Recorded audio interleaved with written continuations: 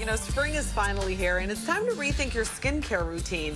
And here with a few tips is Dermatologist Dr. Debra Wattenberg. So welcome. Thanks for being here. Thanks for having me. Okay, so let's start out, coming out of the winter months, what are some of the common skin issues that people deal with? So, the winter wreaks havoc on your skin. It's cold, your skin becomes dry and peely, it can get red and irritated. You can even see lots of brown spots on your skin. So you want to rethink your skincare routine, because just because you've been using the same product all year doesn't mean it's going to work for you when the seasons change. You need to change it up all the time, refresh it. So every season we should be using different skincare products? Yeah, you need to change your cleanser, you might want to change your moisturizer, you might want to add in something specific to address a specific issue. For example, if your skin is showing pigmentation because you've been taking birth control pills and you get melasma, or you've been in the sun without your sunscreen, you want to address those specific issues. Wow, I had to add a serum because my skin was so dry this winter. So let's start it off. You said that you brought some cleansers that you think that we should start using now. Yep, so for cleansers specifically, you want to choose a product that's going to address a specific issue. So for example, if your skin's really dry, you want to go with something gentle. You want to take away those acne cleansers or the cleansers that contain salicylic acid. But if your skin is more kind of oily or broken out, you want to go with something like an acne cleanser that contains salicylic acid, or something like this one, the Nia product, which contains niacinamide. And what that does is recreate your skin barrier and allow some of the products that you're going to put onto your skin to address the issues work more efficiently. Right, but you know what though? I've always thought that I have like oily skin, and then I went to my dermatologist and I was told, no, you have normal skin. So sometimes people diagnose themselves. Correct. So the skin you had when you were 16 is not necessarily the same skin when you're 21. Right. Yes, exactly. Thank you. I just turned 21 yesterday. So the next sort of group of products that you want to use are things that are going to attack some pigment. And a lot of people complain about pigment, whether it's from their birth control, from not using sunscreen, or just age spots they get from too much sun. And so there's lots of pigment control products on the market right now. There are antioxidant products like a vitamin C and E cream or a vitamin C and E serum, and those products will address the pigmentation, get rid of the dullness, the discoloration that you have.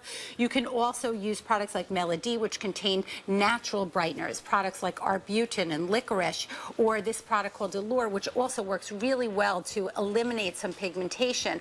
And if you follow those by moisturizers that contain sunscreen, then you should have a great morning routine. And your morning sunscreens, you can use products. Everyone says, oh, I don't want to put sunscreen on, it's gooey, I don't like the way that it feels. Is the combination product still okay? Because I've heard a lot of people say you need to apply sunscreen, then your product. It is okay to use combination products as long as you use them efficiently. So there are products that are moisturizers like CeraVe that contain an SPF, and they also contain some ceramide, so they really hydrate up your skin. You can use products that are straight sunscreens like these Anthelios products, and those products give you complete coverage, maybe better for if you're going to spend a lot of time out at the beach or you're going to the park for the day.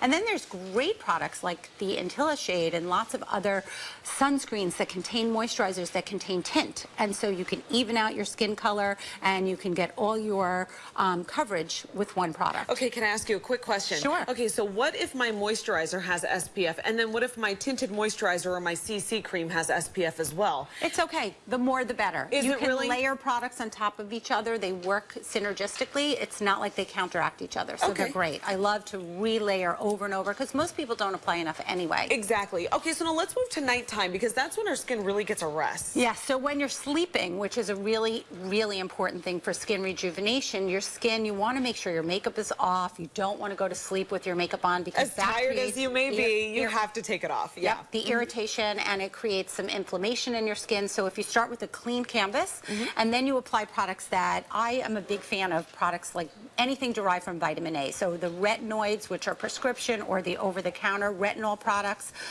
which work incredibly well to unstick the glue and exfoliate away all the damage. So you want to get rid of the sun damage. It helps with the pigmentation. And then you want to follow it with a nighttime moisturizer.